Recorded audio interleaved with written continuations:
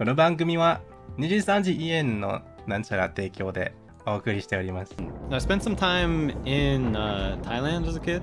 We had a family friend owns a farm, and we went to the farm, and I milked the cows and played with their inbred dogs, and all the dogs were named after different soft drinks for some reason. We had Coke and Fanta and Pepsi, and they were all inbred. We were sleeping in their house, and on the ceiling, like 3 huge toke geckos on the ceiling, like way above us.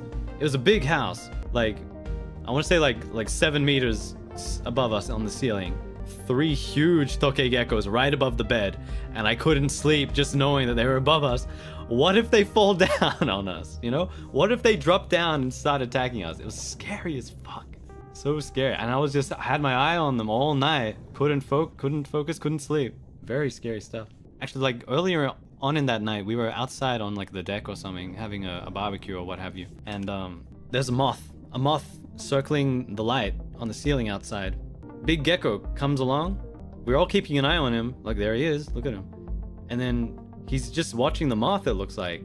And then he just crawls over and snap. He grabs the moth right out of the air and then runs away and eats him. You know, they're very competent predators.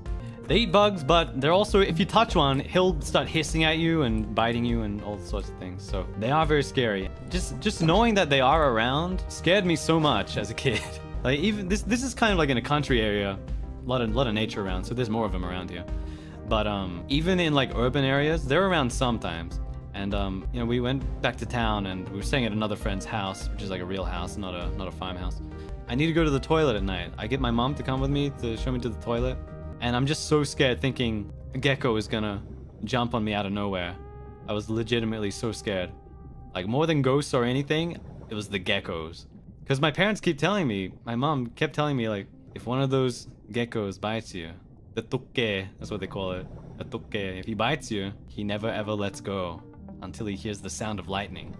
Or thunder, rather. And that's a scary thing to tell your kid.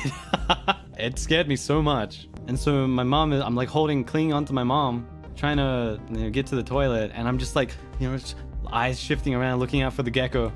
And I think, you know, that curtain sound that kind of goes like whoosh as you move the curtain along the railing, and it sounded like it might have been the hiss of a gecko or something like that. And I screamed and started crying because I was just that scared. I'm traumatized just thinking about the geckos.